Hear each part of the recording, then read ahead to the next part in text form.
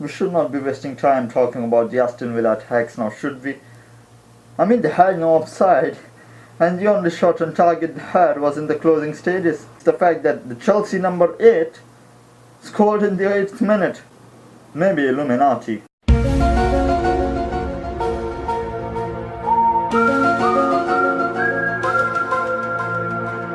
Chelsea have been varying their attacks this season. I think they compare them to the previous Chelsea sides.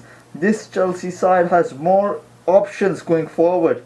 They can always shuffle up the way they attack or the way they create their chances. I mean, for one instance, they were just changing their wings from one wing to the other. They would just cross the ball. On the other, they had the crossing target of Diego Costa. Like for instance, Azpilicueta, Oscar and Hazard would just gang up on the left wing, form a triangle, and then it would just pass the ball around themselves. It's so basic yet so effective. That's the beauty of football. Simple things change the outcome of the game. And in the previous matches, what Fabregas used to do was just like a ninja. You couldn't see him. He was just standing further away from the play and would just arrive at the perfect moment to make the perfect contribution, and Chelsea would score. But in this match, however, his role was quite different. What he would do, he would just take the ball and go towards the edge of the Aston Villa box, and he would just stand there. Now as a defender, when you see an opposing player standing right at the edge of your box, your natural instinct is just to go towards him and pressurize him. That's exactly what Fabregas wanted. He would just stand there and attract the Aston Villa defenders towards himself. Now when they did that, Fabregas would just spot the space where they left behind them,